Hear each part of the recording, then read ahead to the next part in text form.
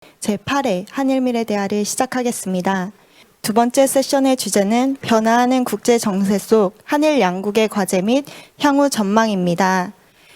이 세션에 이어 질의응답도 진행될 예정입니다. 3시 45분까지 질문지 받도록 하겠습니다. 이번 세션에서는 박인국 최종현 학술원 원장, 쿠도 야스시 겐론 MPO 대표께서 사회를 맡아주시겠습니다. 그럼 제2세션 시작하겠습니다. 먼저 한국 측 사회자 박인국 최종현 학술원 원장님을 모시겠습니다. 여러분 감사합니다. 앞 시간은 주로 한일 관계의 과거 그리고 그 과거가 반영된 현재의 모습에 관해서 우리가 집중적인 토론을 했습니다. 이제 이번 시간에는 앞으로 과거에 대한 그런 이야기보다는 그럼 이런 문제를 어떻게 우리가 해결을 할 수 있고 미래지향적으로 좀 풀어갈 수가 있을까 하는 문제에 관해서 허심탄회한 그런 제안들이 좀 나왔으면 좋겠습니다. 그게 쉬운 일은 아니라고 생각합니다만은 그러한 제안들이 좀 나왔으면 하는 그런 바람입니다. 그럼 왜 그러면 미래지향적인 그런 토론이 필요한가 하는 것만 간단하게 말씀을 드리겠습니다. 아무래도 지금까지 교착 상태에 있던 여러 현안이 지속되다가 작년 특히 2020년이 들어서면서 몇 가지 중요한 변화가 생기게 됩니다. 첫 번째가 이제 아베 총리 시대가 이제 막을 내리게 되고 둘째로는 미중 간의 대립이 이제 격화되면서 소위 중국을 겨냥하는 인도 태평양 전략의 일환으로 이제 쿼드라든지 또 EPN이라고 합니다만은 경제 번영 네트워크가 이제 에 대해서 미국이 강력한 이제 드라이브를 걸어오기 때문에 이러한 사실상의 반중국 연대를 어떻게 이제 맞이할 것인가 하는 문제. 그다음에 또 딱 2주밖에 안 남은 미국 대선이 앞으로 어떤 영향을 한반도에 미칠 것이냐. 또 하나는 이 코로나 사태로 인해서 이 세계화의 이제 위기가 한일이 그 사이에 크게 의존해왔던 이 글로벌라이제이션의 위기가 이제 생겼기 때문에 이러한 네 가지 상황이 지난 1년 사이에 급작스럽게 우리 사회에 닥쳤습니다. 그래서 이제 지금까지는 우리가 한일 간이라는 1대1 관계에서 우리가 지역이라든지 동북아 지역 전체의 어떤 그런 좀 글로벌하게 또는 작게는 이 동북아시아의 지역 상황에 맞는 새로운 어떤 전략을 좀 구상해야 될 시점이 아니겠는가 그런 차원에서 오늘 우리 여러 분야의 전문가들을 모시고 왔습니다. 특별히 바쁜 시간에도 이게 국회에서 그 두 중진께서 나와주시고 또 언론계에서 나와주시고 학계의 이런 전문가들이 다 함께 자리를 하게 된 것을 특별히 감사하게 생각합니다. 우선 제가 일본 측에 마이크를 넘기기 전에 간단하게 우리 말씀을 좀 드리도록 하겠습니다. 노웅래 의원이십니다. 그다음에 우리 조태용 의원님이 제 왼쪽에 계시고, 그다음에 박철희 교수님이 이제 주제 발표를 해주시겠고, 또 박영준 교수님이 또 나와주셨고, 또 오늘 서희동 국장님이 나와주셨고 박원건 교수님이 나와 계십니다. 자, 이제 구도상에게 마이크를 넘기겠습니다.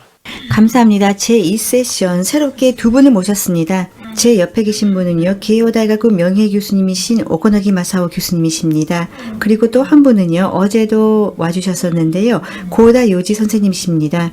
해상자위대의 지령관, 사령관이셨습니다. 이 고다 전 사령관님과 그리고 오코노기 교수님이 오셨습니다. 네, 오코노기 선생님 부탁드리겠습니다. 오코노기입니다. 잘 부탁드리겠습니다. 이 여론조사 결과를 굉장히 흥미진진하게 제가 봤는데요. 조금 제가 봤을 때 의외다 싶은 것이 몇 개 있었습니다. 그 부분에 대해서 우선 말씀을 드리고자 합니다. 퀘스천 20. 아베 정권의 대한 정책을 일본이 어떻게 보고 있느냐라는 것인데요. 반응이 분열되어 있어요. 의견이 갈라져 있어서 아베 정권에 대한 평가가 한쪽으로 치우쳤을 줄 알았는데 둘로 나뉘어져 있다라고 하는 것에 깜짝 놀랐습니다. 그리고 또 한 가지는요. 24번, 퀘스천 24번. 이건 한국 측도 비슷하리라고 생각이 되는데요. 강제징용 피해자 문제를 어떻게 해결해야 되느냐라는 부분인데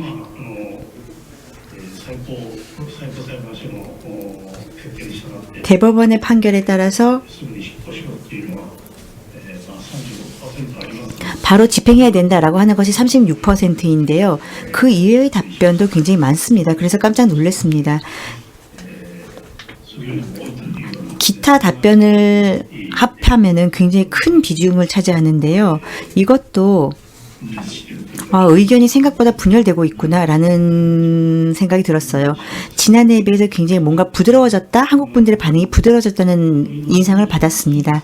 그리고 퀘스천 41번, 미중 대립의 원인은 어느 쪽에 잘못이 있느냐라는 것인데요. 한국은 중립적이에요, 굉장히. 양쪽 다 나쁘다라고 하는 답변을 많이들 하셨는데요. 양쪽에 다 원인이 있다라고 하는 답변이 압도적이었습니다.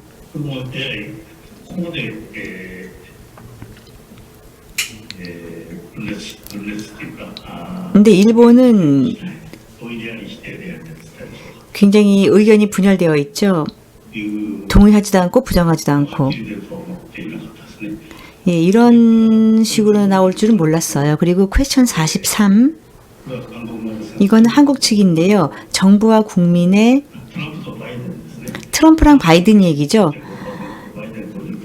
예, 트럼프랑 바이든 중에 누가 대통령이 되느냐라고 하는 질문인데 일본이랑 한국이랑 격차가 큽니다. 이거는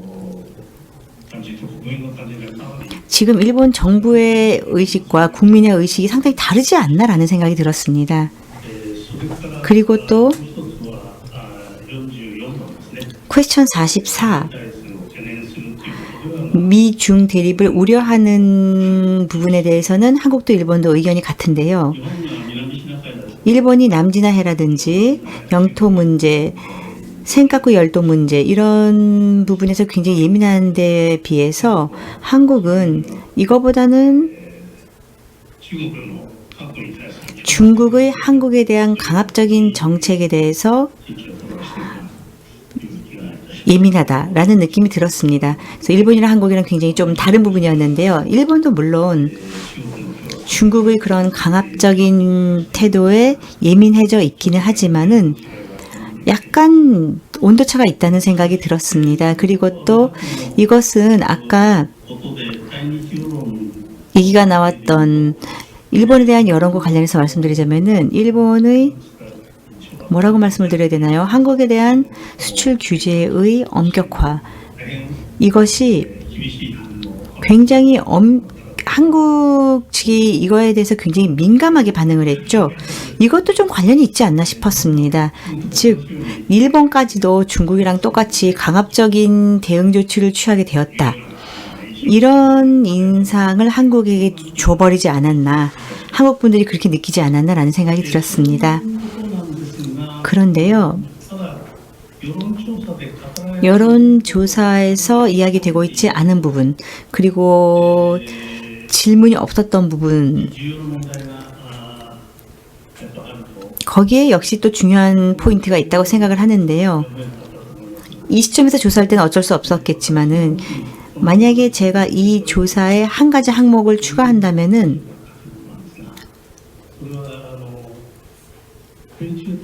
미중 대립은 한일 양국을 더욱 가깝게 할까요? 멀게 할까요? 이런 질문을 저는 추가하고 싶었어요. 미중 대립이 한일 양국 간의 관계를 어떤 식으로 만들지.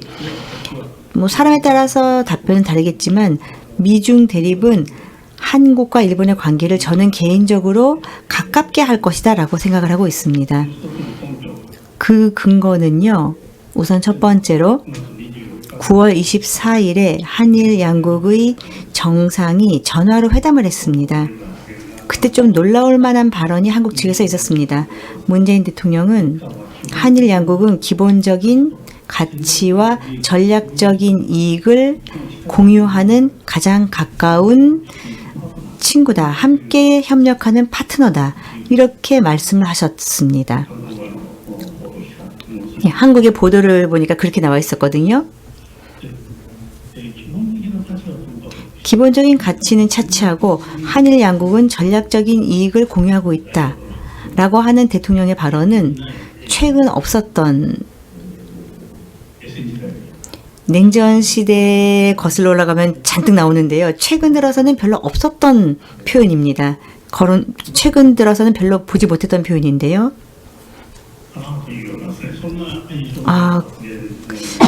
이렇게까지 말씀해 주셨구나라는 인상을 받은 발언이었습니다. 무슨 얘기를 하고 싶냐면요. 일본과 한국이 전략적인 이익을 공유를 하고 있다는 느낌이 양국 간의 지도자들 사이에서 다시 한번 생겨나고 있지 않느냐. 실제로 저는 이러한 분위기가 앞으로 더욱더 강화되리라고 생각을 합니다. 한일 양국이 지금은 아주 좀 험악한 상황에 있지만은 크게 봤을 때 이거는 리더십의 각각의 개성에 기인한 것도 있었고 국제 시스템의 문제도 있었고 근데 리더십의 개성이라는 측면에서는요. 아베 총리와 스가 총리는 비슷한 것 같으면서도 다릅니다. 보수적인 가치관을 갖고 있다는 측면에서는 똑같습니다. 스가 총리는 역사관이라든지 이데올로기라든지 그런 부분이랑은 인연이 없는 분이세요. 그렇기 때문에 그 부분에 대한 내용, 이거는 좀 변화가 있지 않을까 생각을 하고 변화가 있어도 이상하지 않을 겁니다. 시스템의 변화라는 측면에서는 미중 대립이라는 것이 있기 때문에 이것이 구조 변화에 크게 영향을 줄 겁니다. 여기에 어떻게 대처하느냐라고 하는 것은 한일 양국이 함께 공유하고 있는 도전입니다. 한일 양국이 공통적으로 받고 있는 도전이기 때문에 여기에 대응하는 과정에서 우리는 조금 더 좋은 관계를 구축할 수 있지 않을까라고 생각을 합니다. 앞으로 몇 년은 굉장히 중요한 시기가 될 것으로 생각이 됩니다. 감사합니다. 감사합니다. 그러면은 한국 측에게 마이크를 돌리겠습니다. 감사합니다. 박철희 교수가 한국 측 기조 발제를 해주시겠는데 박철희 교수는 지금 서울대 국제대학원 교수를 맡고 있고 일본 내에서는 적어도 한국인 중에서 가장 일본을 잘 아는 전문가로 알려져 있습니다. 지금 일본 측에서 물론 여러 가지 좋은 설명을 해 주셨습니다만은 가급적이면 좀 미래에 무엇을 할 수 있을 것인가, 미래에 어디로 나가야 될 것인가에 대해서 조금 중점을 두고 말씀해 주시면 감사하겠습니다. 자, 박 교수님. 예, 감사합니다. 서울대 학교의 박철희입니다. 우선 이 8회에 걸친 한일 미래 대화를 성공적으로 이끌고 계시는 선열 원장님, 구도상한테 경의를 표합니다. 그리고 저를 이 자리에 잘 불러주신 최종원 학술원의 반인국 원장님께 감사를 드립니다.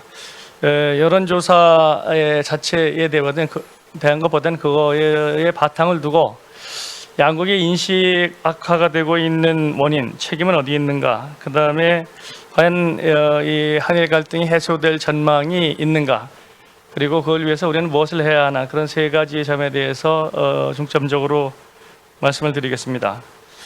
저는 한일 인식이 악화하고 있는 책임은 어디에 있느냐, 한일 양국에 다 있다고 생각합니다. 그렇게 서로 이 언론이나 이런 걸 보면 서로 상대방이 잘못이다라고 하는 논조들이 훨씬 더 많은데 사실은 양국 다 비슷한 논조에 빠져 있다라고 하는 것이 제가 가지고 있는 생각이고, 그렇기 때문에 양국이 상호 대결 모드에서 벗어나지 못하고 있다고 생각을 합니다. 우선 첫 번째는, 그래서 일본에서 보면 한국은 너무 과거사만 가지고서 너무 일본을 괴롭힌다 라고 하는 인상이 굉장히 강하다고 생각해서 한국이 역사의 포로가 되어 있다라는 얘기를 하는데, 저는 일본도 역사의 포로가 되어 있다 이렇게 생각합니다. 과거사에 대한 사과, 반성, 보상을 늘 요구하는 한국이나 그거에 대해서는 더 이상 사과도 반성도 보상도 하지 않겠다는 일본이나 둘 다 과거사에 꼭 잡혀 있다고 머릿속에 과거사 한일 관계를 생각하면은 과거사만 먼저 생각하고 다른 분야를 오히려 더 밑으로 내려놓고 있는 경향은 한국이나 일본이나 마찬가지라고 생각합니다. 옛날에는 한국만 과거사에 사로잡혀 있는지 알았는데 보니까 일본도 같이 사로잡혀 있다라고 하는 게 현상이고요. 그 다음에 서로를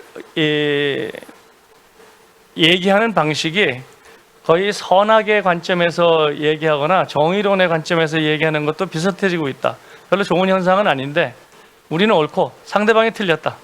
그래서 상대방이 양보하면 되지 나는 할 일이 없다라고 하는 기본적으로 자기 우월주의와 상대방의 경시라는 것이 결국은 끊임없는 담론의 대결적인 담론의 반복이 일어나게 하는 원인이라고 생각합니다. 그리고 첫 번째 세션에서도 이 정치가의 역할에 대해서 얘기가 나왔습니다만은 사실은 정치가는 국가 간의 협력을 위해서 노력을 해야 되는데 어쩌다 보니까 갈등의 가장 선두에 서 있는 것이 정치인들이 됐다. 아까 이용구 총리께서 민주주의를 얘기하면서 특히 한국하고 일본의 점수다 그렇게 좋은 것 같지 않다. 한국에서는 청와대가 주도하는 정치, 일본에서는 수상관저가 주도하는 정치가 일반화되고 받아들여지고 있는데 이 정치가 가장 전면에 서기 시작하면은 관료들의 지혜, 그다음에 전문가들의 의견, 시민사회의 노력이라는 것이 그냥 다 묻어져 버립니다. 그렇기 때문에 이 서로 그냥 흑백 논쟁만 계속하고 있는 그런 느낌을 받게 되고 또 오늘 첫 번째 세션에서도 이게 상대국에 대해서 얻는 정보원이 주로 언론이 80% 정도 된다라고 하는 거는 이 언론이 이걸 문제를 만들고 있는 건 아니지만 일본에서는 혐한과 반한의 논리, 한국에서는 반일의 논리라고 하는 것이 증폭돼서 나타나고 있고 그 외에 논리라 감정이라고 하는 것은 거의 표현화되지 않기 때문에 똑같은 논리들이 그냥 계속 반복돼서 소비되고 있는 형태가 있습니다. 그러니까 코로나 때문에 양국을 직접 방문할 수 있는 사람들이 점점 줄어들면서 거의 없어지면서 결국 언론에 대한 의존도는 점점 높아지고 그렇게 함으로써 이 한국에서의 반일, 일본에서의 혐한이라고 하는 조류가 강화되는 하나의 그 촉매제가 되고 있다 이렇게 생각을 합니다. 그런 측면에서 이 부분은 뭐 한국하고 일본하고 어디를 막론하고 양국이 다 책임이 있는데 이걸 빨리 고쳐야 될 상황이라고 생각하는데 한국에서는 이제 아까 우리 얘기할 때 그 아베 총리의 발언, 아베 총리가 한국에 대해서 들고 나온 수출 규제와 같은 보복성 조치가 있기 때문에 아베 총리가 내려가면 한국은 한일 관계 좀 나아질 것이 아니냐라는 기대감도 없지 않지만 저는 기본적으로 혁명적이거나 극적인 변화는 없을 거라고 생각합니다. 기본적으로 스가 내각도 아베 내각의 노선을 계승하겠다는 입장을 밝히고 있고 우리 문재인 정권에 있어서도 기본 원칙, 대법원의 판결을 존중하겠다라고 하는 기본 원칙을 아직 완전히 바꾸질 않았습니다. 그렇기 때문에 극적인 변화를 기대하기보다는 아까 김현기 국장께서 얘기한 것처럼 반보진전이라도 나갈 수 있는 방안을 찾는 것이 현실적이 아닌가라고 생각을 합니다.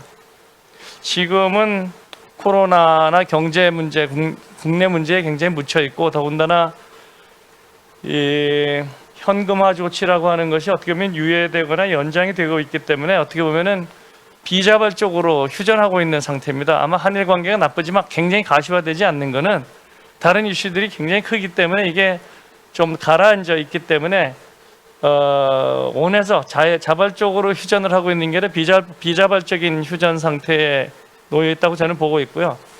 이게 사태의 진전에 따라서는 갑자기 악화될 수도 있는 상황이 올 수 있다고 생각합니다. 아마 12월 9일 이후에는 지금 압류해 놓은 일본 자산의 현금화라는 것이 현실화될 가능성이 훨씬 더 커지기 때문에 그때부터는 아마 한일 양국이 조금 더 경각심을 가지고 보지 않으면은 상당히 우리가 생각하는 것보다 좀 더 강한, 더 악화되는 그런 계기가 올 수도 있습니다. 일본이 한국이 현금화 조치를 하면은 대응 조치를 내놓겠다고 이미 얘기를 할 거고, 일본이 어떤 조치를 내놓으면 한국도 대응 조치를 안 할 수밖에 없습니다. 그렇기 때문에 악순환의 스파이럴에 빠질 가능성도 충분히 있다고 생각합니다. 그렇기 때문에 우리가 무슨 이걸 좀 개선할 수 있는 조치들을 빨리 강구를 해야 되는데 할 수 있는 일이 그렇게 많지가 않습니다. 그것이 참 고민인데, 그럼에도 불구하고 저는 한일 관계의 협력을 복원하기 위해서는 몇 가지 우리들이 자세, 그다음에 소통 방식, 그다음에 이거를 준비하는 방식들을 조금 개선을 해야 된다고 생각합니다. 우선 첫 번째로 이게 역사가 한일 관계의 전부가 아니라는 사실에 대해서 한일 양국이 빨리 깨달아야 됩니다. 우리는 역사를 묻어버리거나 육설을 피해갈 수는 없습니다.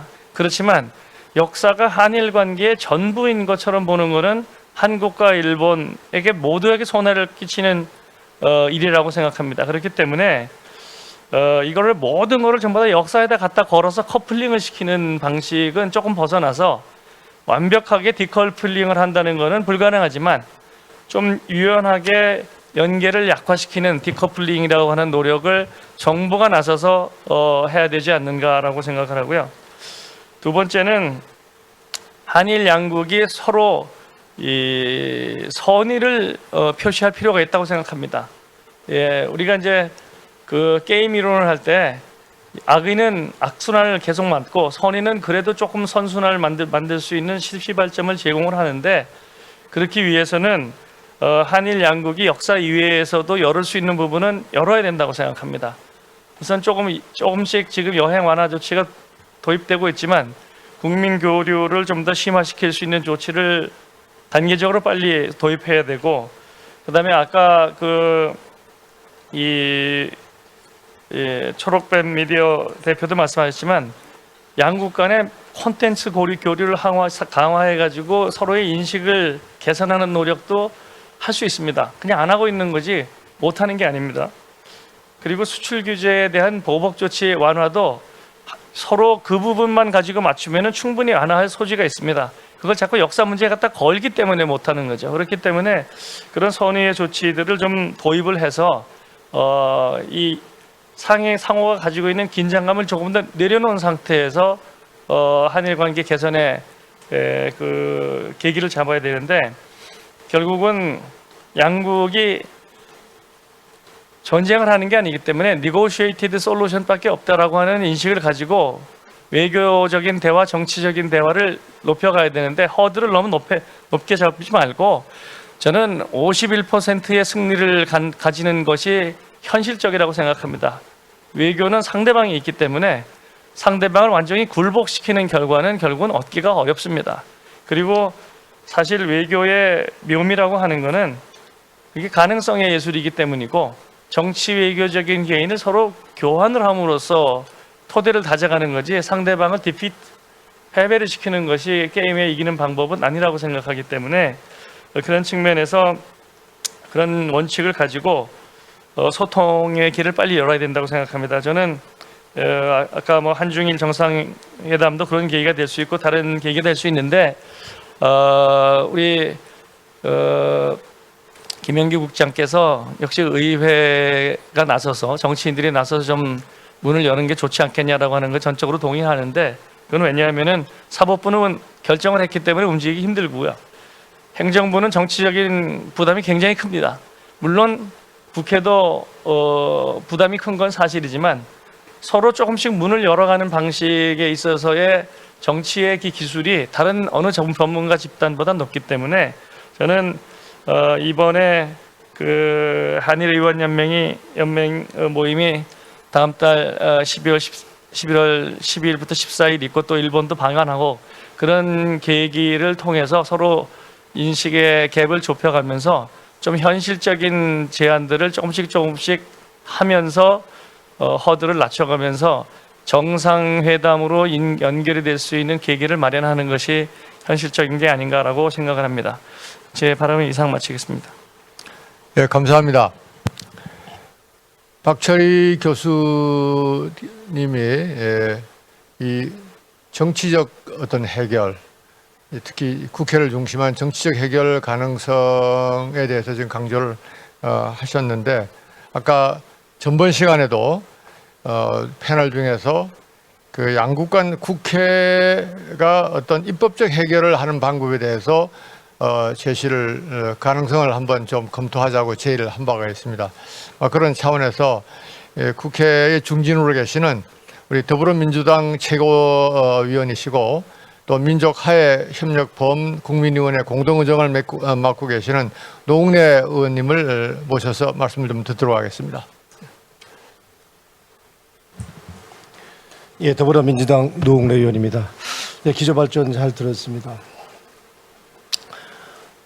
정치권에서 이제 한일 문제는 이제 풀어야 되지 않느냐라고 말씀해 주신 건 맞다고 봅니다. 근데 그동안은 사실상 그렇게 못 해왔죠. 정치권이 어떤 면에서는 이 한일 문제를 국내 정치에 악용하고 이용해 온 면이 더 커서 문제를 더 부추기거나 더 확대 재생산했지 이걸 해결하려고 하는 노력을 적극적으로 못 해왔다는 점에서 저희들이 반성할 부분이, 정치권이 반성할 부분이 있다고 보고요. 이번에 8번째 또 한일 미래 대화에서 또다시 우리가 한일 국민들의 어떤 생각을 했는지 그 여론조사 한 거를 보면 마찬가지로 우리 한국과 일본의 양국 국민들이 미래에는 더 좋아질, 미래에 대한 전망이 더 좋아질 거다 하는 거에 대해서는 두 쪽 다 부정적으로 갖고 있는 겁니다. 그러니까 지금도 그렇고 미래에도, 그러니까 인식자가 현격히 있는 거는 사실인 거고요. 그렇지만 그나마 그래도 좀 희망이 있다고 그런다면 모든 게 다 부정적인 것만은 아닌 거고요. 이 한일 양국의 경제 협력의 필요성을 인식하자는 필요성에 대해서는 지금 양국이 다 또 긍정적인 또 입장을 갖고 있는 거는 또 하나의 또 긍정적인 신화라고도 할 수 있을 것 같습니다. 그래서 결국에는 이 과거에 대한 역사인식 차이를 좁혀가는 노력은 계속 돼야 될 것 같고요, 적극적으로. 그렇지만 정치 문제를 못 푼다 그런다면 그렇다고 문화나 스포츠나 그리고 경제적인 측면까지 이거를 같이 패키지가 돼서 못 풀는다 그러면 영원히 우리 아마 풀기가 어려울 수도 있을 거고요. 그래서 정치 따로, 정치, 경제, 체육, 다른 분야 따로 하는 이게 투 트랙으로 가지 않으면 이 문제는 더더욱더 풀기가 쉽지 않을까 이런 생각이 들고요. 문화와 경제적인 측면이나 이런 교류는 정치권의 영향을 받지 않도록 하는 그런 노력을 하면서 별도로 할 수 있는 범위 내에서, 가능한 범위 내에서, 그래서 같이 좀 우리가 한일 양국에 같이 풀어가는 노력을 하는 게 필요하지 않을까 이런 생각을 해보고요. 이 과정을 거쳐서 우리가 이 간격을 좁혀갈 때 양국 관계는 좀 발전적으로 가지 않을까 이런 생각을 해봅니다. 실제로 지금은 사실상 한일 관계가 작년 이후에 그리고 재작년, 작년 이후에 굉장히 꽉 막혔다고 해도 과언이 아닐 정도로 이런 거고요. 그나마 지금 스가 신임 총리가 취임한 이후에 조금 이게 좀 달라질 수 있느냐 하는 그 기대를 갖게 한 거는 문재인 대통령도 그렇고 정세균 우리 총리도 그렇고 축하 서한을 보냈고요. 그리고 아까 그 말씀 주신 것처럼 문재인 대통령이 전략적인 이익 공유를 하자 하는 측면의 이런 발언은 과거에 우리가 찾아보기에는 또 새로운 긍정적인 신호로도 보일 수 있다고 좀 봅니다. 그렇지만 지금 올 11월 달에 열리기로 되어 있는 한중일 이 정상회담, 이거 관련해서 또 일본 정부 쪽에서는 이 징용 판결에 대한 한국 측의 해법이 나오지 않는 한에는 참석하기 어렵지 않겠느냐 하는 입장을 표명해서 이게 자칫 한중일 정상회담이 무산될 가능성이 있는 게 아니냐, 그런 쪽으로도 부정적으로 무산 가능성으로도 기운 게 아니냐 이런 또 우려가 나오고 있고요.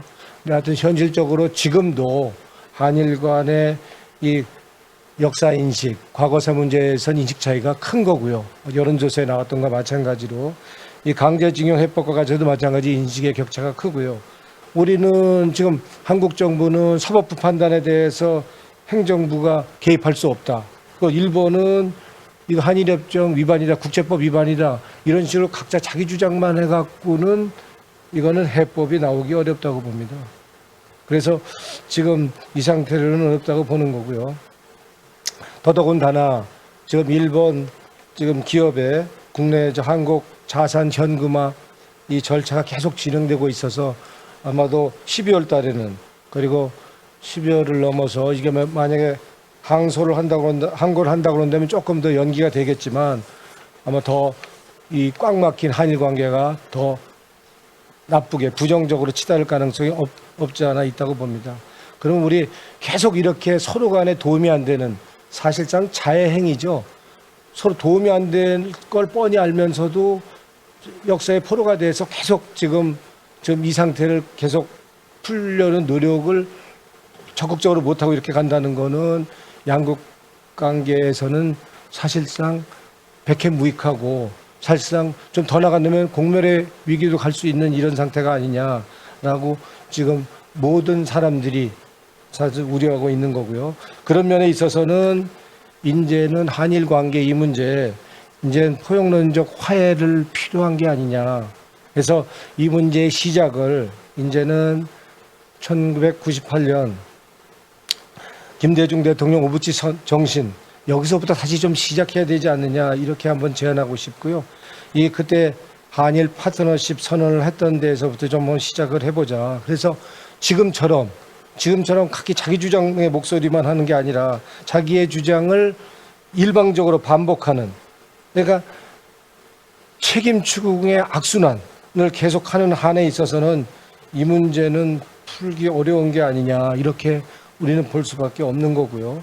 이러면 한 치 앞도 지금 꽉 막힌 한일 관계를 푸는데 나아갈 수 없다고 보는 거고요. 그나마 이렇게 과거사 문제에 대해 인식차가 있음에도 불구하고 이 코로나 위기 상황에서 양국이 경제 활로를 모색한다는 측면에서 지금 기업인 특별 입국 절차를 시행하고 격리 조치 없이 지금 경제 활동을 할 수 있는 분위기로 가는 거는 그나마라도 그 작은 기대를 갖게 하는 이런 면은 있다고 보고요. 아까 말씀드린 대로 정치가 어렵고 풀기 어려우면 어려운 대로 경제나 문화, 스포츠 다른 분야는 할 수 있는 방법을 쉬운 것부터 할 수 되는 것부터 가능한 것부터 하나씩 하는 것도 방법일 수 있겠다 이런 생각을 하고요. 우리 한국 입장에서는 같은 역사의 포로로서 가해자 입장 그리고 피해자 입장이 그 입장만 다른 건데 이 식민지 지배의 그 아픔, 고통의 피해 의식을 뛰어넘어야 되는 우린 숙제가 있는 거고요. 일본은 이 한국민들의 이 과거의 아픔에 대해 공감하는 거에 대한 그런 노력을 같이 좀 해줄 때 이게 좀 풀릴 수 있지 않느냐. 그거는 그 노력을 우리 한국 미래대화를 중심에 서 있는 우리 청년들이 앞장서 주면은 더 우리가 더 이 한일 문제를 푸는데 어떤 계기를 마련할 수 있지 않을까 하는 생각을 해보고요.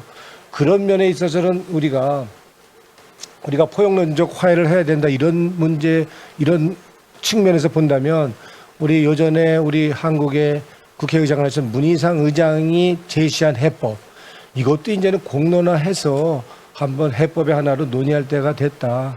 우리 한국 측이 그러면 치유와 화해를 위한 재단을 만들어서 한국 정부도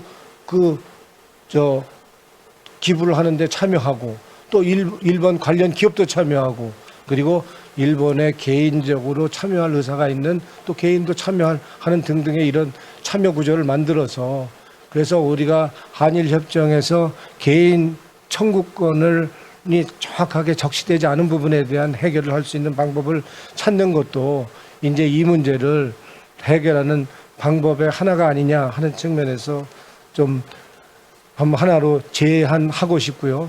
최근에 아마 여론조사에서도 이 문희상 의장께서 제시하셨던 포용론적 화해 방식 이 방식에 대해서도 한번 이제는 공론화 붙여서 한번 논의할 필요가 있겠다. 그래서 수면 위에 띄어서 한번 해볼 때가 됐다 하는 의견이 있는 걸로 알고 있습니다.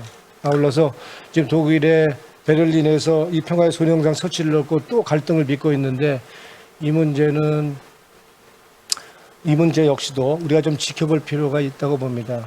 우리가 저 일본에 대해서 일본이 독일처럼 되라고 우리는 요구할 수는 없을 거고, 또 우리가 시간이 지난다고 해서 일본이 진정성 있게 과거를 사죄하고 반성할 수 있는 이런 인식 구조로 갈 수 있다. 이거는 저는 기대하기 어렵다 그런다면, 일본은 독일이 아니다 라고 한다 그런다면 이제는 이런 좀 포용적 화해하는 방식으로도 우리가 접근할 필요가 있겠다라고 생각을 하고요. 이 독일 정부가 베를린에 세우려는 이 지금 소녀상 이 문제를 진정성 있게 일본과 똑같은 가해자 입장, 전쟁에 대한 가해자 입장에서 이 문제를 어떻게 푸는지 지켜보는 것도 중요한 의미 있는 한번 관전 포인트는 될 거라고 생각합니다. 그래서 다시 한번 우리 이제는 일본과 한국이 이제는 자기 주장만 하는데 머무르지 않고 이제 서로를 가까이 할 수 있는 노력 차원에서 문희상 의장이 제안했던 해법도 한번 올려보고, 또 일본한테 너무 많은 기대를 해도 이 문제를 풀 수 있는 방법은 없다. 이런 측면에서 이런 제안을 한번 해보겠습니다. 네, 감사합니다. 문희상 의장의 그 해법을 다시 한번 재부상시키는 안에 대해서 말씀을 해주셨습니다. 자, 이제 구도 회장님께 마이크를 넘기겠습니다. 1분 측의 패널 부탁드리겠습니다. 네, 일본 쪽에서 맡겠습니다만 이번 논의는 발언자는 3분 이내에 이야기하기로 사전 합의가 되어 있습니다. 그래서 저희는 지금 타임키퍼를 두고 시간을 엄격하게 지키고 있습니다. 이 룰에 대해서는 합의해 주신 부분에 대해서 실천해 주시기를 바랍니다. 한국 측 그 사회에 맡아주신 분께도 부탁드리겠습니다. 소혜연 선생님 부탁드립니다.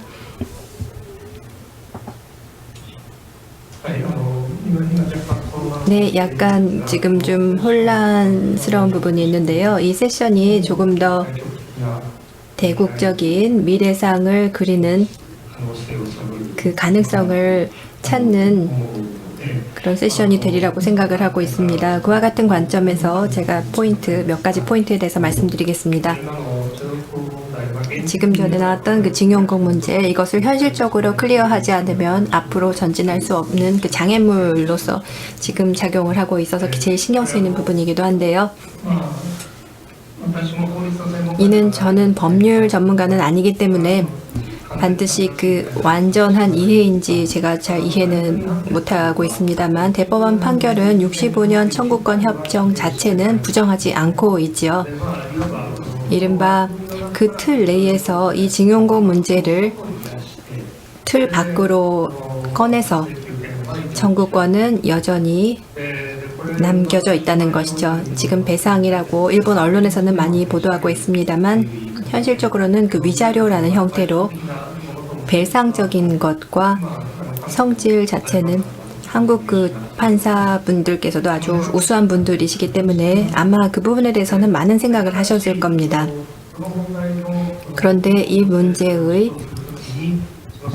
문제에 대한 주장이 나올 때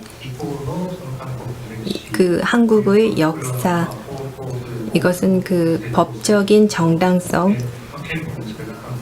그 한국의 헌법에 쓰여져 있다는 이야기죠. 그래서 그것을 근거로 해서 위자료 청구권을 인정했다는 논리를 취하고 있기 때문에, 이 논리를 사용한다면 65년 체제 자체는, 65년 협정 자체는 부정할 수도 있는데 부정하지 않았습니다. 그래서 이 부분이 한일 양국 간에 조정할 수 있는 틈이라고 생각합니다. 그래서 그것을 부정하지 않았다는 것 자체는 한국 정부가 명시적으로 한일 간의 이 합의 사항 중에 중요한 부분을 살펴보자면 일본 측의 다른 대응도 거기에서 또 끌어낼 수 있지 않을까 하는 거죠. 그와 같은 구도가 존재하는 것이 아닌가 하는 생각이 듭니다. 그와 관련된 이야기들은 앞선 세션에서도 말씀을 드렸었습니다만, 조금 전에 권 선생님께서 한국의 젊은이들이 자기들이 여러 가지 의미에서 자신감을 갖게 되었고, 일본은 약간 좀 떨어져 가고 있는 디클라인의 경향을 나타내고 있다는 것, 그래서 그 한일 간의 악순환을 만들어내고 있다는 취지의 말씀을 해주셨는데요. 이 방향 자체는 한일 양국이 접근하고 있다라는 것이기 때문에 그 점을 감안해서 생각한다면 여기에서 저희는 장래를 위해서 공유할 수 있는 아젠다를 가지고 있는 겁니다. 그래서 어떤 아시아가 바람직한지 미중 관계에 대한 견해도 그렇습니다만 역시 한일 양국은 같은 배를 타고 같은 어젠다를 공유하고 있다는 점을 좀 더 상기하고 안보 면에까지 이야기가 이를 수 있다고 생각합니다만 그와 같은 노력을 다방면에서 이 지식인들의 책임이기도 합니다만 언론, 정치인들까지 포함해서 올 재팬, 올 코리아의 형태로 임해 나가야 되지 않겠는가라는 생각이 듭니다. 이상입니다. 예, 감사합니다. 저희가 그 질문을 지금 받고 있는데요. 일본 쪽에는 그렇게 질문이 많이 나오지 않고 있는데 만약에 이 논의를 보고 계신 분이 계시다면 질문을 보내주시기 바랍니다. 그럼 한국 측에 마이크를 돌리겠습니다. 예, 다음은 국민의힘 의원이시고 전 호주 대사를 하셨던 조태영 의원님을 모시겠습니다. 혹시 시간이 조금 모자라시면 나중에 다시 마지막에 그 질의응답 시간이 저희들이 있기 때문에 그때 조금 더 다시 시간을 더 드리도록 하겠습니다. 네, 소개받은 조태용입니다. 오코노기 선생님, 소혜아 선생님 반갑습니다. 제가 외교부 차관을 하고 안보실에 1차장을 해서 한일 관계는 그럴 때 좀 다뤘던 경험이 있습니다. 우선 시간이 별로 없기 때문에 간단히 말씀드리겠습니다. 첫 번째는 한일 관계를 생각할 때 전략적인 시각에서 볼 필요가 있다고 봅니다. 한일 두 나라가 가지고 있는 공통의 전략적 이익에 대해서 인식을 높일 필요가 있다고 생각을 합니다. 만약에 트럼프와 김정은이 소위 말하는 북핵 문제에 대한 스몰 딜을 해서 미국에 대한 위협은 처리를 하는데 이 지역에서의 북한의 위협을 처리하지 않은 채 어떤 합의를 한다면 결국 한국과 일본 둘 다 그 안보에 중요한 위협을 갖게 되는 것입니다. 한 배에 타고 있습니다. 또 이 지역에서 중국이 좀 더 공세적인 외교안보 정책을 편다면 그러한 중국의 위협을 또 어떻게 다뤄야 할지에 대해서는 한국과 일본이 같은 방향에서 같은 차원에서 아마 같은 눈으로 문제를 보면서 논의를 할 수 있을 것입니다. 이런 안보나 전략 측면에서의 공통의 이익이 요사이 한일 관계에 대한 어떤 그 담론에서 너무나 그 중요성이 떨어져 있다는 것에 대해서 저는 잘못됐다고 생각을 합니다. 이 점에 대해서 한국과 일본의 정책을 담당하시는 분들, 또 한국과 일본의 국회, 또 학계에서도 이 부분에 대해서도 좀 저희가 논의할 필요가 있지 않겠냐 생각을 하고요. 두 번째는 이제 지금 문제가 되고 있는 강제 근로 문제인데 이 부분에 대해서는 이제 우리 중앙일보의 김현규 국장이 말씀한 것처럼 좀 국회가 나설 필요가 있겠다는 생각에 대해서 동의를 합니다. 존경하는 노웅래 의원님 말씀에 대해서 대부분 제가 동의를 하고요. 다만 한국에서 이 문제에 대한 해법이 나오려면은 국회만 가지고는 부족하고 결국 문재인 대통령이 함께 나서서 국론을 결집해가는 과정이 필요하겠다고 생각을 합니다. 이러한 과정을 바탕으로 해서 일본의 정상 또 일본의 정부 국회와 논의를 함으로써 문제 해결 방법을 찾아 나가는 것이 필요하다 이렇게 생각을 하고요. 관련해서 제가 한국 분들한테 드리고 싶은 말씀이 하나 있습니다. 이 강제징용 문제는 과거의 다른 과거사 문제하고 다릅니다. 이 문제는 독도 문제하고도 다릅니다. 가만히 있다고 해서 해법이 나오질 않습니다. 뭔가 해법을 만들어내지 않으면 관계에 커다란 어려움이 생기는 그런 문제입니다. 노력을 해야 되는 문제고 제가 일본 분들에 대해서 드리고 싶은 말씀이 있는데 이 문제는 ICC에 가져와서 해결이 안 됩니다. 양국 간에 합의가 없이 국제사법 절차에 이 문제를 가지고 가면은 마치 이혼 소송처럼 될 것입니다. 우리의 목표가 강제징용 문제를 해결하는 데도 있지만 사실은 한일 간의 관계를 복원하는 데 있다고 생각할 것 같으면 국제사법재판소에 가지고 가는 건 해법이 아니라고 생각을 합니다. 끝으로 시간이 약간 초과되겠습니다만은 그래서 저는 이렇게 생각합니다. 이번에 한중일 정상회담이라고 하는 기회가 참 좋기 때문에 스가 총리가 한국을 와서 문재인 대통령이랑 마음을 열어놓고 이런 문제들에 대해서 논의를 해서 그 다음 수순은 한국에서는 아까 노웅래 의원님 말씀하신 것처럼 문희상 의장의 안을 포함해서 어떤 창의적인 해법을 만들 수 있는 그 공간을 만들어내는 것입니다. 그래서 그래가지고 그걸 기초로 해서 한일 간의 협의나 노력을 해가지고 내년도에 동경올림픽이라고 하는 계기를 생각하면서 그 전에 이 문제가 더 이상 파국으로 가지 않고 해법의 가닥을 잡는 그런 식으로 시간표를 생각하면서 한일 양국이 조금씩 위험 부담도 안고 또 한일 두 정상이 좀 더 이 정치가로서 지도자로서의 어떤 리더십을 발휘하는 그런 노력들이 지금부터 앞으로 한 6개월, 7개월 사이에 벌어지는 것을 저는 봤으면 좋겠다고 생각을 합니다. 감사합니다.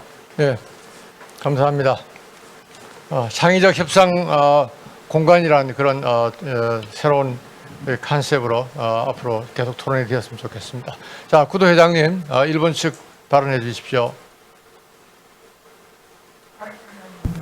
예, 감사합니다. 자, 그럼 코다 씨 부탁드립니다. 코다입니다. 오늘은 공개 세션이라고 들었는데요. 앞서서 박철희 교수님께서 말씀해 주셨고 또한 조태영 의원님의 말씀도 전부 제가 잘 들었습니다. 현재 상황에 대해서 굉장히 잘 인식하고 계시다는 느낌을 받았습니다. 동시에 특효약, 현재 가지고 있는 문제를 해결할 수 있는 특효약은 없다는 점도 말씀해 주신 것으로 이해했습니다.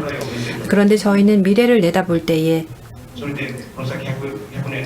앞으로 100년 혹은 200년에 대해서 내다본다면 이거는 정말 자멸행위죠. 이 제2세션에서 미래를 어떻게 할지에 대해서 말씀을 나눠야 되는데 저는 자위대에서 이 일을 했었기 때문에 세 가지 말씀을 드리도록 하겠습니다. 첫 번째는 이 한일이라고 하는 지정학적으로나 이 마크로 거시적인 문제와 더불어 중국 또한 미국과의 그 관련도 있습니다.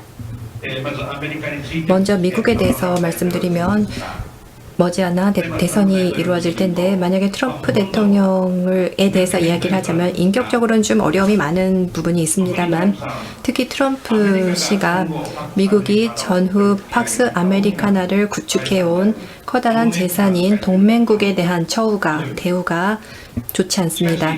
그렇지만 한일 양국 모두 미국의 유력한 동맹국가로서 앞으로 어떻게 교류를 해나가면 좋을지 하는 점입니다. 이것이 큰 과제죠. 만약에 바이든 씨가 당선된다면 오바마 대통령과 8년 동안 피봇 같은 것들을 내놓았었습니다만 말만 했을 뿐이고 아시아에 무슨 일을 한 게 있습니다. 안보 면에서도 또한 중국에 어떤 그 방치를 한 그런 면이 있었습니다. 그래서 오바마 대통령의 부통령이었던 바이든 씨가 앞으로 어떻게 나서게 될지 아마도 경제 면에서는 굉장히 그 강력한 방침을 내놓을지도 모르겠습니다만 저희들로서는 동맹국의 주류 일터인 저희에 대해서 바이든 씨가 만약에 당선이 된다면 한일 양국은 큰 과제를 떠안게 됩니다. 그와 동시에 민주당은 클린턴 정권 시기에 올브라이트 국무장관이 북한을 방문해서 일본인들은 깜짝 놀랐었는데요. 지상의 낙원이라며 그런 문화를 가지고 있는 게 민주당입니다. 물론 1990년대 중반이었습니다만 그렇지만 그와 같은 흐름을 잇고 있는 민주당 정권과 동맹 상대인 한국과 일본이 같은 과제, 아시아 문제에 어떻게 임하면 좋을지에 대해서 저는 지금 우리가 직면하고 있는 문제가 있기는 하지만 지금부터 대화하지 않는다면 앞으로 장래에 사태가 발생한 다음에 이야기를 해도 이미 늦다는 거죠. 그리고 두 번째, 이거는 중국 문제인데요. 한일은 중국에 대한 온도차가 있는 것으로 보입니다. 그렇지만 저희들이 가장 기본적으로 생각해야 하는 부분은 역시 민주주의라거나 자유, 인권과 같은 가치관이며 이념입니다. 이 이념이라는 척도로 중국을 바라봤을 때에 우리로서는 중국에 함께 임하는 하나의 영역이 생겨날 수 있습니다. 아베 총리를 한국에서는 그다지 좋아하시지 않는다는 얘기를 들었습니다. 중국에 대해서는 며칠 전에 그 산케이신문의 독점 인터뷰에서 중일 경제 분리는 할 수 없다는 이야기가 나온 바 있습니다. 저는 이 점에 대해서는 꼭 찬성하는 입장은 아닙니다. 중국과 인연을 끊으라는 입장은 아니지만 이념이라거나 가치와 같은 것을 감안해서 생각했을 때에 중국과 손쉽게 손을 잡을 수는 없다고 생각합니다. 그리고 문재인 대통령에 대해서도 상당히 친중적인 정책을 취하고 계신 것으로 저는 보고 있습니다. 차세대, 특히 미국 대선이 끝난 이후에 어떻게 우리가 대응해가면 좋을지에 대해서 지금부터 대화하지 않으면 안 됩니다. 중국이 더욱더 힘을 발휘하게 되었을 때에 브레이크를 밟을 수는 없을 것입니다. 그리고 마지막으로 하나의 저희들이 목표로 하는 바, 한국과 일본이 예를 들어서 하이테크가 있죠. 그와 같은 부분에서 협력할 수 있는 부분이 있지 않을까 싶습니다. 제가 좀 황당무계한 이야기를 드릴 수도 있다는 것을 감안하고 말씀을 드리고 있습니다만, 예를 들어 전투기를 만들 때에 유럽 같은 경우에는 독일하고 프랑스가 같이 하고요. 근데 한국하고 일본 같은 경우에는 따로따로 전투기를 개발하고 있습니다. 그 이외 부분에서는 협조를 하고 있는데도요. 저는 이건 낭비라고 생각합니다. 지금 현재 문제가 지금 안고 있는 문제들이 해결된다면 함께 할 수 있는 분야는 굉장히 많이 있습니다. 그 찬스를 어떻게 살려나갈 수 있을지 저희들이 지혜를 모아야 합니다. 이상입니다. 예, 감사합니다. 그럼 한국 측 부탁드립니다. 박영준 국방대학교 교수님, 말씀해 주시겠습니다. 네, 저의 친구인 코다 제동님 다음에 발표하게 돼서 그냥 뜻깊게 생각합니다. 아까 박인국 대사님께서 미래지향적 제안을 요청하셨기 때문에 그 한반도나 동북아 안보를 연구하는 사람 입장에서 한일 안보 협력이 한반도 정세나 또 동북아 정세를 생각해 봤을 때 상당히 필요하다 하는 말씀을 먼저 드리겠습니다. 이 한일 국민 상호인식 조사에 의하면 44번 또 43번 이런 데서 우리가 문재인 정부가 그동안에 남북 정상회담도 하고 또 9.19 군사합의가 있었음에도 불구하고 응답자들이 57%가 북한의 비핵화가 실현되지 않을 것이다. 또 북한에 대해서 군사적 위협을 느낀다고 84%, 그에 대응해서 한미일 간 삼국 안보 협력이 필요하다고 하는 것이 되게 53% 이상이 나왔습니다. 이런 점을 생각해 봤을 때 최근에 어떤 북한의 행태랄까 그런 것들이 반영됐다고 생각됩니다만 북한 저희로서는 두 가지를 생각하지 않을 수 없습니다. 계속해서 북한과 대화를 하면서 북한을 비핵화, 개혁 개방의 길로 이도를 해야 되지만 북한의 핵능력 증진에 대해서는 한국뿐만 아니라 또 한미일 안보 협력의 틀에서 대응해야 되는데 그런 점에서는 우리가 조금 더 일본하고 좀 다각적으로 논의를 진전시켜 나갈 필요가 있을 것 같습니다. 두 가지로 나눠서 북한이 예컨대 비핵화의 진정성을 보이고 또 개혁 개방으로 나온다면은 일본이 이미 북한하고 맺었던 북일 회담이랄지 합의에 비춰서 그걸 지원할 수 있는 어떤 한일 간의 협력을 더 심화시켜야 될 것이고요. 만일에 북한이 계속 핵 능력을 증강하고 또 한반도나 동북아를 위협한다면은 우리가 한미일 차원에서 억지력 태세를 갖추고 특히 이제 한국과 일본은 핵무장을 할 수가 없는 상황이기 때문에 아까 이용구 총리께서도 말씀하셨습니다만은 특히 비핵화에 열심히 일본의 어떤 그 입장을 잘 받아들여서 확장 억제랄까 미국과 더불어서 하는 노력들이 병행되지 않겠는가 생각합니다. 두 번째는 이제 중국에 관련된 문제인데 물론 이 여론조사에서는 한국과 일본의 온도차가 있어서 한국은 좀 더 미중 간의 관계를 낙관적으로 보는 것 같고요. 일본은 부정적으로 보는 경향이 있습니다만은 제가 생각할 때는 일반 여론조사보다도 오히려 미중 간의 관계가 지금보다 더 악화될 거라는 전제하에서 한국도 그런 질서 속에 뭔가 역할을 하면서 질서를 안정시킬 필요가 있다고 생각됩니다. 저는 한국이 아직까지는 가담하지 않았지만 쿼드 플러스, 그러니까 미국, 일본, 인도, 호주 플러스에서 들어가는 것을 저는 적극적으로 검토해야 될 필요성이 있다고 생각됩니다. 거기에 들어간다고 해서 중국을 적대시하는 건 전혀 아니죠. 그리고 일본도 그렇고 중국과 경제관계를 계속 지속하면서 쿼드에 들어가 있기 때문에 우리도 그런 스탠스를 유지하면서 일본이랄까 호주와 협력하면서 들어갈 필요가 있다고 생각되고요. 동시에 한중일 협력의 기제들 정상회담 포함해서 하는 것이 필요하지 않겠다 싶습니다. 한중일 협력을 통해서는 비전통 응조안보, 인가안보에 대한 협력들을 좀 강화시켜 나가는 그런 어떤 좀 밸런스 있는 정책들이 필요하지 않겠는가 제안을 드립니다. 이상입니다. 네, 구도장님. 하이 크도다이.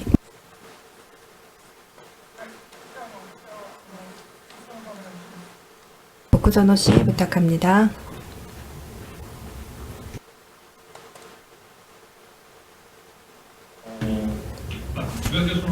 특히 지금 안보 문제에 대해서 양측에서 지적을 해주셨기 때문에 제가 생각하게 된 것은요. 자유롭고 열린 인도태평양 그리고 쿼드와 같은 것들은 결코 일본에서도 중국을 적대하고자 하는 명확한 의도에 따른 것이라는 인식이 아닙니다. 미국은 다를지도 모르겠습니다만 일본은 다릅니다. 지정학적으로나 중국이 없이는 일본이 특히 경제적인 의미에서도 또한 안보면에 있어서도 안전한 가운데 관계 발전을 해야 하기 때문에 굳이 이야기하자면은 중국이 폭주하지 않도록 기존 질서를 중국이 지키도록 쿼드와 같은 호이프와 같은 것들이 중요하다는 생각을 합니다. 그와 같은 것들을 생각했을 때에 안보 면에서 한국의 자세는 일본에서 바라봤을 때에 약간 불안해 보이는 측면이 있습니다. 지소미아 문제와 관련해서도요. 저도 위기감을 가졌던 적이 있었는데 노무현 대통령 그리고 지금의 문재인 대통령도 가끔 자주 언급되는 것과 관련해서 다자 안보라는 언급을 하십니다. 그것은 예전에는 이상을 이야기하신다고 생각했습니다만 문재인 대통령이 되신 이후에 지소미아와 관련해서 제가 생각했던 것은 이건 어쩌면 한미동맹 그 자체를 상대화시킴으로써 다자 간의 안보를 우선시하려는 그런 움직임이 아닌가라는 불안감을 일본 입장에서 봤을 때에는 느끼게 되는 거죠. 그런 측면이 있었습니다. 그래서 한반도에서 한국이 이슈마다 입장을 바꾸면서 미들파워로서 중견국가로서 어떤 때는 미국 쪽에 어떤 쪽은 중국과 함께 행동하면서 결과적으로 안전을 확보하고자 하는 움직임을 보인다면 그것은 일본 입장에서는 혹은 미국도 그러리라고 생각합니다만 굉장히 심각한 문제로서 느끼지 않을 수 없는 측면이 있습니다. 시간이 이제 많이 다 된 것 같습니다. 이상 말씀드렸습니다. 예, 감사합니다. 그럼 한국 측 부탁드립니다. 네, 서희동 경향신문 논설위원님께서 발표를 해주시겠습니다. 우리 서희동 논설 의원위원께서는 도쿄 특파원을 지낸 바 있어서 일본 상황에 밝으신 것으로 알고 있습니다. 예. 경향신문 서희동입니다. 짧게 세 가지만 말씀을 드리겠습니다. 이제 한일 간에 앞으로 해야 될 원칙과 이제 하나 재원 정도일 텐데요. 일단 한일이 이제 일단 아까 이제 말씀 나왔지만 이제 정경분리 원칙으로는 이제 최소한 복귀하면서 기초적인 관계를 회복하자. 그래서 이제 사실은 이제 완전 복원이라고 하는 게 지금 이제 조금 장기적 과제로 둔다 하더라도 예컨대 중국과 대만 한동안 이제 정치적으로는 이제 안 좋았지만 경제적으로는 상호 의존도가 심화되는 관계를 수십 년간 가져온 그런 상황처럼 정치가 경제 영역을 훼손하는 식으로까지는 가지 말자라고 하는 원칙을 양국이 확인을 했으면 좋겠다라는 말씀을 하나 드리고요. 그다음에 이제 무리한 복원은 사실 역풍을 날 수도 있다고 하는 거는 이제 박근혜 정부 때의 한일 합의 이게 이제 박근혜 정부도 이제 처음에 취임 이후에 한 2년 반 이상을 갖다가 이제 일본과 정상회담도 안 하고 이제 하다가 갑자기 돌아서면서 이제 롤러코스터처럼 이제 외교가 움직이는 그러면서 이제 국민 여론과 괴리돼서 이제 무리하게 합의를 하다가 이제 조금 이제 문제가 생긴 것들인데, 그러니까 그런 점들 염두에 두고 해서 그러니까 무리한 복원보다는 좀 장기적으로 시도를 하면서 기초적인 복원을 갖다가 빨리 해나가자라는 말씀을 드리고 싶고요. 그다음에 이제 또 한 가지는 정치에서 각기가 반일과 혐한을 동원하지 말아야 된다. 그러니까 이 두 가지를 양국 정치권이 좀 지켰으면 좋겠다. 예컨대 이제 한일 간에 이제 그러니까 지금 이제 남북 간에 이제 종전선언이 필요하다고 하지만 저는 한일 간에도 종전선언 같은 게 필요하다라는 생각을 하고 있고요. 그 종전선언의 핵심 내용이 이제 그러니까 비방 중상 뭐 이런 것들인데, 사실은 그 지금 보면은 이제 언론도 자중을 해야 되지만 그러니까 정치인들도 사실은 SNS나 이제 이런 것들을 통해서, 물론 이제 그걸 받아 쓰는 언론도 좀 사실 문제가 있지만, 그러니까 여과 없이 이제 그 하는 것, 얘기하는 것들이 이제 확대 재생산되는 이런 패단들은 조금 앞으로 이제 자중이 됐으면 좋겠다라는 말씀을 드리고요.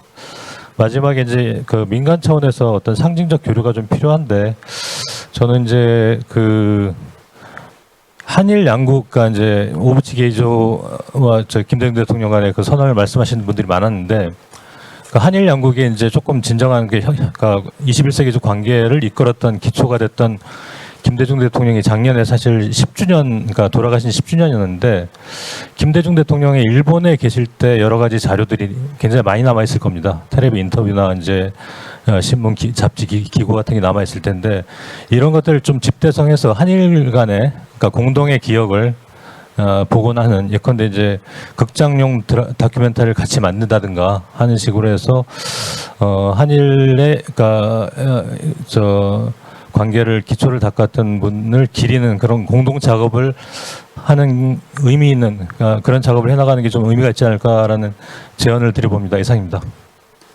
네, 감사합니다. 또 구도 회장님, 마지막 일본 측 발표해 주시죠. 그 기조 발언 하신 분은 별도로 하는 거죠? 아직 그 기조 발언을 총괄해서 말씀을 드릴 기회는 있을까요? 네, 뭐 지금 하셔도 좋습니다. 그럼 소희아 선생님 부탁드립니다. 예, 저희 쪽이 좀 인원이 적은 게 있어서 오코노기 선생님께서 총괄 발언을 하시기 전에 제가 간단하게 말씀드리겠습니다. 현재 상황으로 다시 돌아가면은요, 여론조사 결과와 관련해서 여러 가지 논의를 했었는데요. 정부 간 관계는 전후 혹은 65년 이후에 최악이라는 이야기를 자주들 하십니다. 그럼에도 불구하고 저는 민간 차원의 그 관계는 물론 나빠지기는 했지만 그렇게까지 나빠지진 않았다고 보고 있습니다. 다른 표현을 빌리자면 정부 간 관계가 이렇게까지 나빠지더라도 이른바 민간 간의 관계는 아직도 그 저변을 잘 떠받치고 있다는 것이죠. 그와 같은 측면이 살아있다고 생각합니다.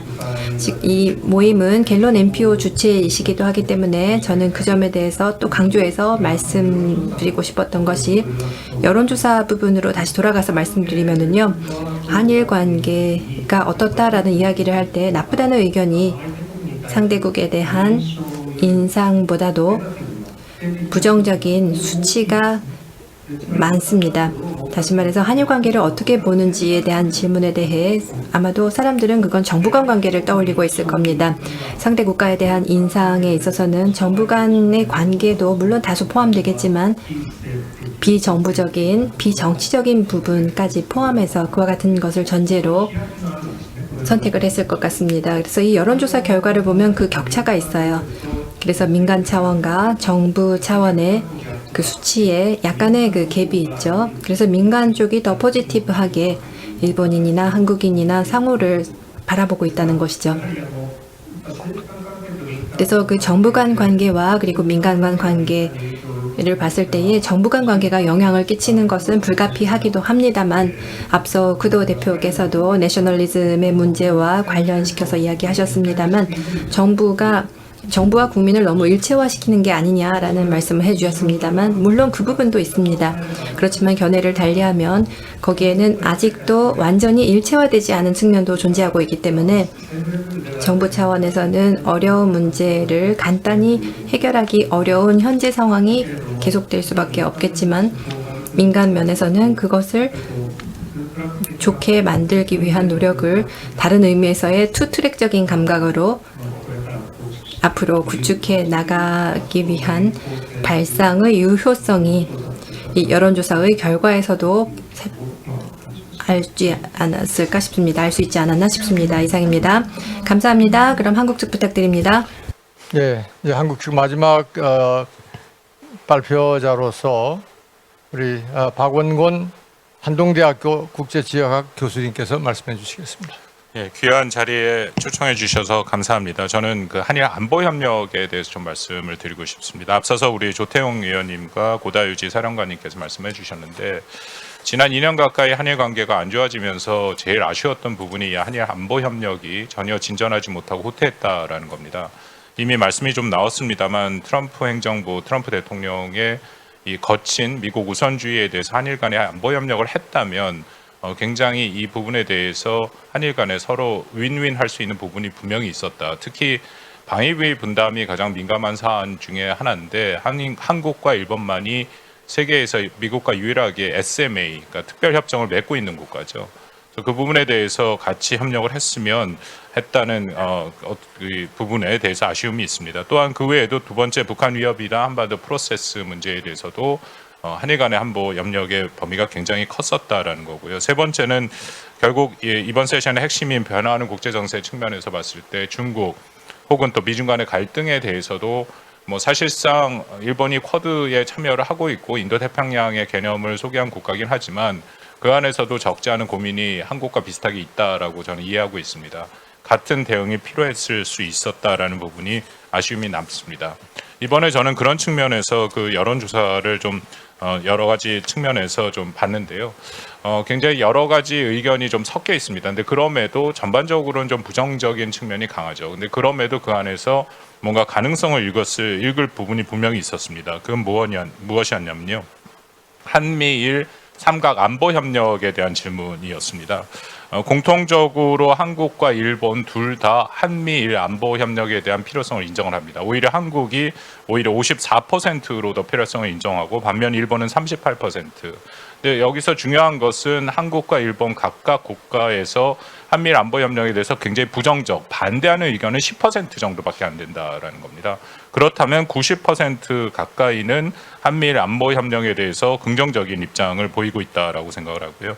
거기 아까 오코노키 교수님이 말씀하셨는데 미중 대립은 한일을 가깝게 하느냐, 여기에 대한 설문조사 결과를 보더라도 가능성이 있습니다. 물론 한국, 일본 각각이 가장 한미일 안보 협력을 해야 되는 가장 중요한 요소로서 한반도의 평화 안정, 결국 북한 위협이다라고 이해를 하는데요.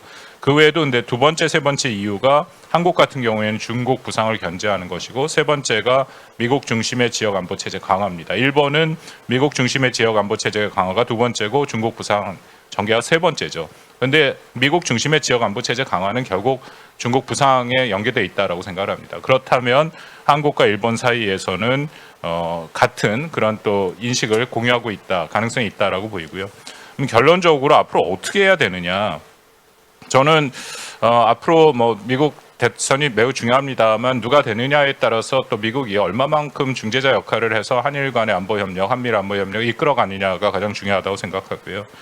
특히 북한 위협에 대응해서 같이 안보 협력을 이끌어갈 가능성이 저는 지금 말씀드린 그 여론조사에서 읽힙니다. 다만 한국 정부가 우선적으로 쥐소미아를 이것을 다시 한번 또 어떤 방법이라든지 활용을 한다라는 그런 상황에 가게 되면 이것은 매우 어려워지기 때문에 그것은 매우 지양해야 되는 것이라고 생각을 하고요. 안보를 다른 이제 지금 여러 가지 것들이 있습니다만 좀 분리해서 한다면 이 부분에 대해서 협력의 가능성은 여전히 존재한다라고 생각합니다. 감사합니다. 감사합니다. 저희들이 원래 4시 10분에 마치기로 돼 있었는데 15분 늦게 시작하기 때문에 조금 예외는 있습니다만 15분을 다 차지는 않겠고요. 10분 정도, 그러니까 앞으로 13분간 이제 남았는데 제가 구도 회장님에게 마이크를 이제 넘겨서 마지막 결론을 얻기 전에 우선 그 사이에 여러분들이 두신 질문을 몇 가지 뽑았습니다. 현장에서 나온 질문이 3개 있었고 저희들이 유튜브 사전 질문을 통해서 약 70개가 들어와 있습니다. 근데 그 중에서 이미 상당 부분은 해소가 된 것도 있고 3개를 저희들이 뽑아서 하나는 우리 일본 측에게 또 하나는 우리 한국 측에게 또 하나는 공동의 질문을 하나씩 뽑았습니다. 하나는 한국과 일본이 유럽처럼 하나의 공동체를 만약에 이룰 수 있다고 전제한다면 그것은 반드시 가치 공동체의 기반을 깔고 시작해야 될 것이다. 그러면 한일이 하나의 공동체를 할 수 있는 가장 강력한 공동의 가치는 이미 갖고 있는 공동의 가치는 뭐라고 생각하느냐. 굉장히 편한 질문 같지만 굉장히 중요한 질문 같아서 제가 한번 올려봤습니다. 또 하나는 일본 측에게 이제 드리는 질문입니다만은 그 지금 소위 쿼드 미국의 인도 태평양 전략이 지금 미국, 일본, 호주, 인도로 지금 구성이 돼서 외무장관 회의까지 했는데 미국은 강력하게 한국의 조인을 기다리고 있고 촉구하고 있는데 일본은 과연 어떻게 생각하느냐? 일본은 쿼드에서 한국의 협력이 필수적이라고 정말 생각하고 있느냐? 요걸 질문을 했습니다. 지금 전임 함대 사령관께서 나와 계시니까 혹시 가능하신 질문이 있으시면 말씀을 해주시고요. 그다음에 이제 한국 쪽 질문에는 박철희 교수에게 질문을 했는데 한일 의원 연맹이 이제 자주 구성이 되고 역할을 하는데 제대로 한국의 의원들이 일본에 갔을 때 제대로 어떤 격에 맞는 과거에 유지되어 온 그런 관행적인 대접을 잘 못 받고 있는 것 같다. 그래서 과연 한일 의원 연맹이 정말 그 의원 외교를 할 수 있을 정도의 지금 상황이 되어 있느냐? 뭐 제가 지금 정확한 상황은 잘 모르겠습니다만 질문을 그대로 전달하면 그렇습니다. 자, 요 3가지 질문을 준비하시는 동안에 구도 회장님께 이제 마지막 코멘트 하실 기회를 다시 드리겠습니다. 질문 있습니까? 예, 먼저 말씀해 주시겠어요? 예, 질문이 있습니다. 박 교수님이라든지 어느 분이 대답하셔도 상관이 없는데요. 문재인 대통령이 말씀하신 전략적 이익, 일본과 한국이 공유하고 있는 전략적 이익은 무언가요? 무엇을 가지고 전략적 이익이라고 말씀하고 계신지 알 것 같으면서도 모를 것 같은 그런 느낌이거든요. 혹시 구체적으로 설명하실 수 있으시면 좀 부탁드리겠습니다. 자, 그러면 우선 제가 아까 질문을 3개를 드렸는데 저희들이 먼저 한국 측에서 답을 하는 게 좋겠습니까? 일본 측에서 먼저 거기에 대해서 좀 이야기를 해주시고 다시 한국으로 오는 게 좋겠습니까? 괜찮으시면 오코노키 교수님 질문에 대해서 답을 먼저 할까요? 한 1분. 예, 하시죠. 오코노키 교수님이 박 교수라고 말씀하셨는데 지금 여기 박 교수가 3명이 있어서요. 제가 막내로서 대답을 하겠습니다. 그 전략적 이익이라는 거가 모호한 개념이긴 한데 우리 정부의 입장은 분명하죠. 한반도의 안정과 평화. 거기에 대해서는 일본도 분명하게 같이 전략적 이익을 공유하고 있다라고 생각을 합니다. 물론 그것을 어떻게 이루냐의 방법론에는 뭔가 좀 차이가 있을 수 있다라고 생각이 되지만 기본적으로 북한의 비핵화를 통하고 한반도의 평화 프로세스가 진정이 돼서 한반도의 전쟁이 끝나고 평화가 오는 것, 그것은 뭐 부인할 수 없는 한국과 일본 또 국제사회의 공통된 전략적 이익이라고 생각합니다. 예, 감사합니다. 박철희 교수 혹시 또 뭐 한일연맹에 기회를 주시면 그 한일의원연맹이 그 대접을 못 받는 건 아니고요. 사실은 양국 간에서 가장 고위급 채널 중에 하나이기 때문에 양국 간의 서로 상호 존중의 원칙은 지금도 무너지지 않았다고 생각합니다. 다만 무엇이 틀려졌냐 하면은 언어가 틀려졌어요. 옛날에는 일본어를 할 수 있는 한국의 의원들이 많이 계셨습니다. 근데 아마 지금은 손가락 안에 다 들어갈 거고요. 전체를 다 해야 돼요. 그러나 꼭 우리가 일본어를 써야 된다는 법칙은 없습니다. 그런데 한일 간에는 오늘도 그렇습니다만은 통역을 넣으면은 거의 99.99% 정확한 의사소통을 할 수 있기 때문에 언어가 문제가 된다고 생각하지는 않고, 사실은 이제 일본하고 한일 국가의 공통 경험을 가지고 있는 의원들의 숫자도 줄어들고 있습니다. 뭐 공부를 한 것뿐만 아니고 여러 가지 경제 문제나 안보 문제나 이런 걸 같이 다뤄본 분들의 숫자도 옛날보다는 줄어들고 있기 때문에 그럼에도 불구하고 뭐 국회의원들께서는 역시 본인들의 전략 국가 이익이라고 하는 것을 생각을 하면서 행동을 하고 있기 때문에 그런 부분에 있어서 자유로운 의사 교환을 하면은 합의를 충분히 만들어낼 수 있다고 생각을 합니다.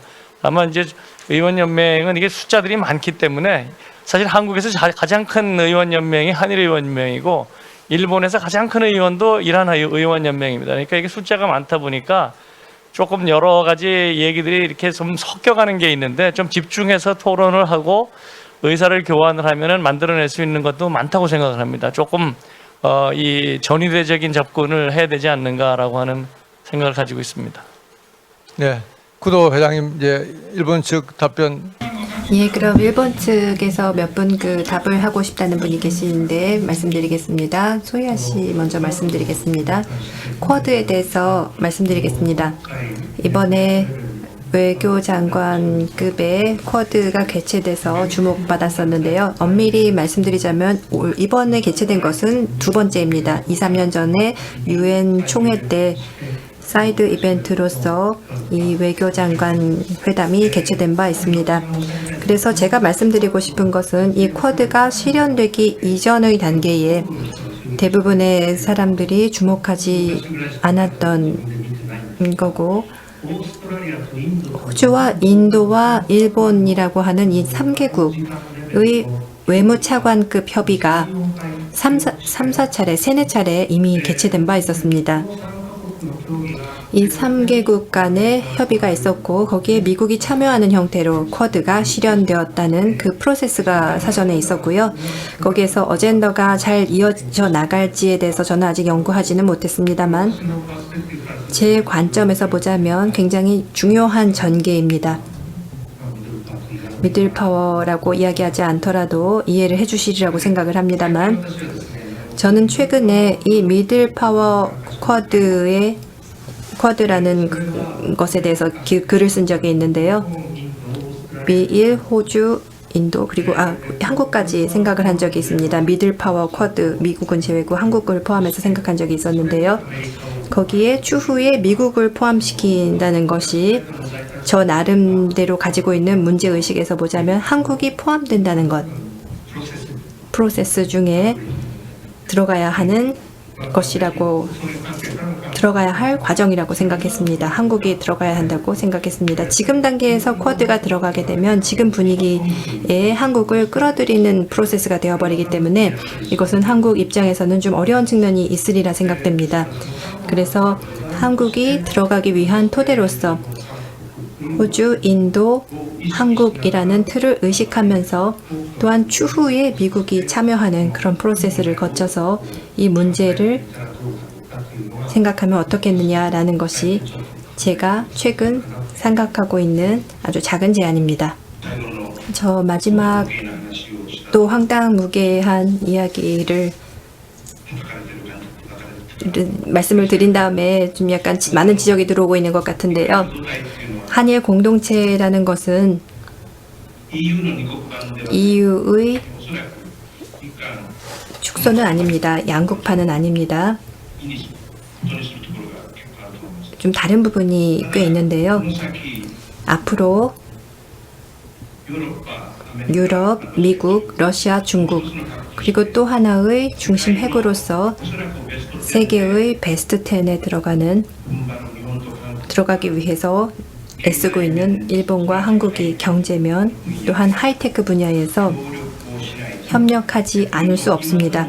반대로 지금 문제가 있기 때문에 더욱 어쩌면 시간이 걸릴지도 모르겠습니다만 양국 지도자들은 목표를 설정할 때에 한일 양국이 적어도 자유민주주의, 인권과 같은 가치를 공유하는 가운데 이 문제를 또 목표로 삼아서 같이 해보면 어떨까 싶습니다. 예를 들어서 삼성이라든지 일본의 무슨 전자와 같은 그런 협조할 그럴 가능성도 있고요. 지금 가장 문제가 되고 있는 것은 한국도 아주 훌륭한 기술을 가지고 계십니다. 특히 군사 방위 측면에서 그 산업에서 가지고 계십니다.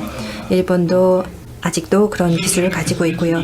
그와 같은 것들이 각각 자원을 투입하고 있습니다. 그런데 이것을 만약에 일원화한다면 또한 전략적인 환경도 비교적 유사하기 때문에 예를 들어서 말씀드리자면 미국의 제품과 유사한 혹은 대등한 제품을 성능상으로도 우위에 놓일 수 있는 그런 제품을 만들 수 있습니다.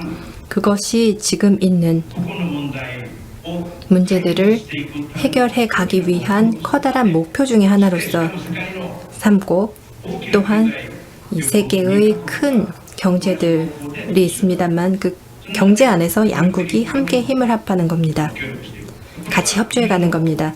이것은 EU 국가들의 수와는 비교가 안 될 양자 관계에서 양국만의 협조에 지나지 않겠습니다만 저는 지도자가 하겠다는 생각을 가지고 국민을 설득해 간다면 설득하는 과정에서 지금 갖고 있는 문제들을 어떻게든 해결해 보자라는 것을 이야기할 수 있는 계기가 되었으면 하는 바람입니다. 그리고 쿼드에 대해서 말씀드리면은요. 조금 전에 소혜아 선생님께서 말씀해 주신 바와 같은데요. 군사면에서 보자면 이것은 소혜아 선생님께서 말씀하신 것 같은 한국 측에서도 어려움이 있으리라고 생각을 합니다만 가능한 한 조기에 옥구전호 선생님께서 말씀하신 중국을 적대시하고 포위하려는 그런 것은 아닙니다. 중국이라고 하는 아시아의 한 나라에 대항할 수 없는 이런 큰 거인에 대해서 다른 국가들이 연계를 유지하고자 하는 가운데 만약에 한국이 참여를 하지 않으신다면 이것은 어쩌면 좋지 않은 부분일 겁니다. 이건 중립도 어려운 부분이죠. 그렇기 때문에 앞서 말씀드렸던 저희들은 가치관을 공유하고 있기 때문에 더욱 그렇죠. 그래서 쿼드가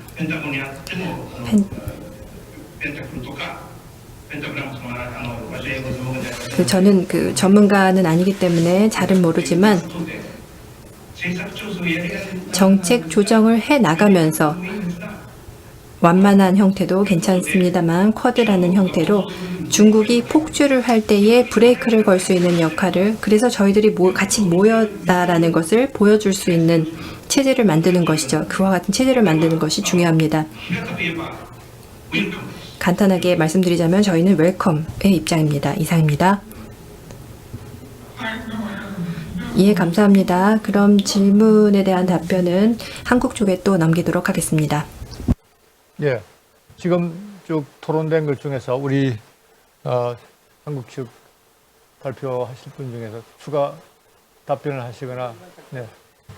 간단하게 우리 코다 제도께서 말씀해 주셨는데 한국하고 일본이 공통된 가치라고 하는 건 이제 예전에는 이거를 확인할 필요가 없었는데 자꾸 확인을 하게 됩니다. 가장 펀더멘탈한 가치는 지금 말씀하신 것처럼 자유, 민주, 인권, 존중이라고 하는 기본 가치라고 생각하고요. 그거를 하기 위해서 같이 이거를 지켜가야 되는 거는 그 공통의 안보 협력, 그다음에 시장 경제를 같이 프로모트하는 거, 그런 노력, 그다음에 법의 지배를 갖다가 프로모트하는 그런 노력이 필요하고 좀 더 글로벌하게는 우리가 미국하고의 동맹이라는 거를 다른 말로 하면은 프리 트레이드, 프리 내비게이션, 프리 커뮤니케이션이 되는 시스템을 계속 지켜가는 그런 공통이익을 가지고 있습니다. 그러니까 한국이 그걸 갖다가 한국이 중국하고 문제라고 자꾸 생각을 하는데 그게 아니고 그건 가치관과 체제의 문제입니다. 기본적으로 이게 그거는 중국도 앞으로도 프로모션 해야 돼 나가야 되는 가치들이기 때문에 중국도 같이 이렇게 끌어오면서 한국하고 일본 또 미국도 넣어서 같이 추구해야 되는 가치가 아닌가라고 한번 확인해 보고 싶습니다. 네. 예. 자, 구도상 마지막 결론을 맺어 주시죠. 자, 그러면 결론이라기보다도 처음에 문제 발제를 해주신 오코노기 선생님께 총괄 발언을 부탁드리고자 합니다. 벌써 총괄을 해야 되나요? 이제 시간이 없으리라는 생각이 드는데요. 여러 가지 말씀드리고 싶은 부분은 아직 남아 있습니다만 마지막으로 제가 말씀을 드린다면 저희한테 그렇게 시간이 많이 남아 있지 않다는 것을 아무쪼록 지적하고자 합니다.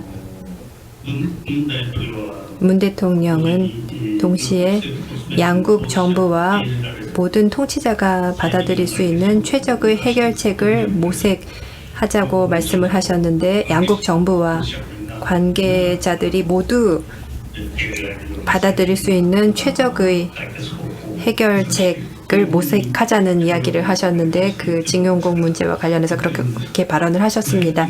그런데 구체적으로 그것이 무엇인지에 대해서 알려주시지 않으면 일본 측에서 정상회의에 한중일 정상회의에 참여할 수 없다와 같은 발언을 하고 있습니다만 그와 같은 것을 내놓지 않는다면 참가하기 어렵다라는 것이죠. 참가할 수 없다는 것이죠. 만약에 정상회의에 참석한 이후에 자산 매각이 이루어지면 어떻게 하면 좋은가라는 거죠. 한국에 다녀온 스가 총리의 체면이 없어진다는 차원의 이야기입니다. 그래서 실은 어제도 제가 말씀을 드렸었는데요. 그 이후에 정상회의가 개최되지 않는다면 관계가 악화될 것이고 또한 선거 시즌에 돌입하게 됩니다. 한국에서도 일본에서도 내년도에 선거가 계속해서 있을 예정입니다.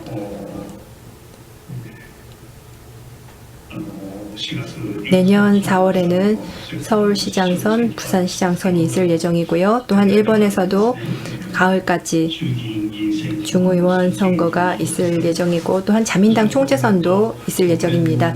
그렇게 되면 한국 그 이듬해에 또 한국 대통령 선거가 눈에 보이는 시점이 될 텐데요. 그렇게 되면 한일 관계를 생각해 가는 한일 관계를 개선해 갈 여유가 아마 없어지지 않을까 싶습니다. 선거 시즌이 되게 되면 그것을 이용해서